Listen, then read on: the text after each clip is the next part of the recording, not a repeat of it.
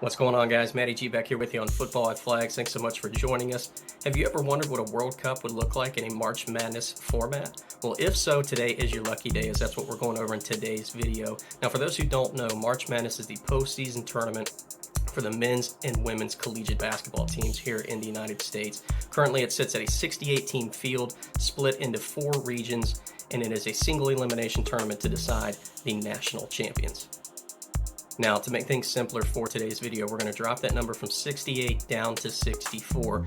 And the reason why is because with the expansion of the Men's World Cup in 2026 to 48 teams, there's 46 automatic qualifiers across the 6 confederations involved in this tournament.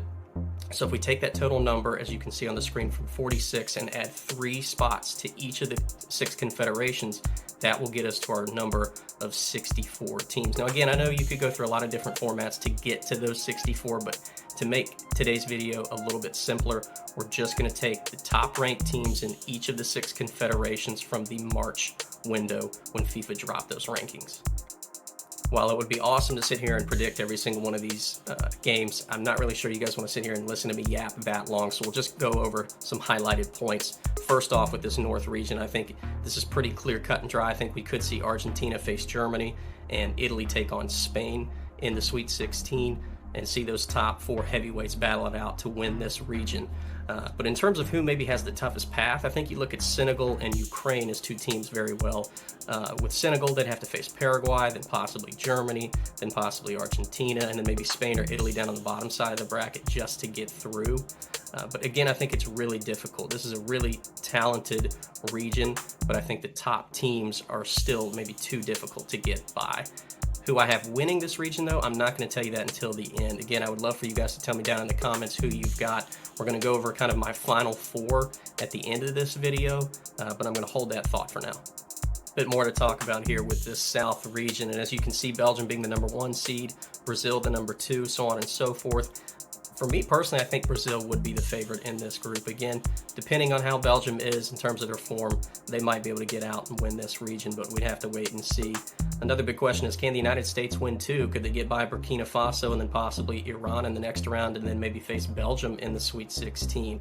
That's always a big question mark. And then another one with this region is, who out of all the African sides do you think would advance the farthest? We've got, of course, Burkina Faso, you've got Cameroon, Morocco, Nigeria, a lot of really good African talent in this region. Who out of those 4 teams possibly makes it the farthest? And then, of course, down at the bottom as well, could we see Chile upset Nigeria, maybe get past Brazil too if they're able to take them through a 90 minutes in extra time, and maybe even penalties like we saw in 2014. You never know. But again, I really like too Qatar and Wales. I think that's a really great 8-9 matchup with those 2 sides. And again, I think this region has a bit more opportunity for some upsets to happen. Now on to the East region, and we just talked about upsets. I think this region maybe has the greatest opportunity for some of that. When you look at Switzerland taking on Saudi Arabia, Colombia going up against Iraq, could Canada possibly squeeze by Korea, and then of course maybe Algeria getting by Hungary? I think those are some really interesting matchups to watch out for. I didn't mention Egypt because again it's an 8-9 game with Poland, but still I think Egypt very well on their day could get by them. And again, when we're talking about a single game one-off opportunity to get by somebody, I think these are great opportunities with a lot of potential upsets as well. But then talking about heavyweights, I think England looked like a strong suit to win this group. But then at the same time, Netherlands going up against Uruguay. We saw the great game that those 2 had back in the 2010 World Cup. Granted, a lot of different players nowadays, of course, but still, anytime Netherlands play someone from South America, it's bound to be spicy. And then, of course, maybe does Colombia get by some of those tough games? Could they face England again in a Sweet 16? We have to wait and see, but I think a lot of parity in this region as well.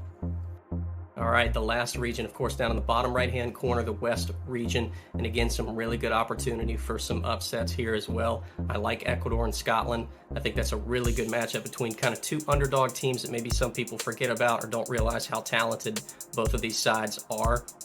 We've seen what Japan and Costa Rica can do in the group stage of the World Cup. That's a great opening matchup. And of course, in 2010, we saw Mexico and South Africa go up against each other in that opener. Again, a lot of different players, but still I think a really great matchup between these 2 sides. Could Mali get by Australia? I absolutely 100% believe that they could. Again, Australia, a really good side, could certainly take the win there as well, but I think that's an opportunity for Mali to get an upset. And then Ivory Coast, down in the FIFA rankings, unfortunately, right now, but being that 10 seed, I think they could certainly upset Sweden and give Portugal a run for their money. And talking about Portugal, we know what we've seen in the last decade between Portugal and France in the Euro final, and then, of course, Croatia and France in the World Cup final. I think those are three teams to really keep an eye out for that we could see play each other on later down the road in this region to maybe decide who gets through.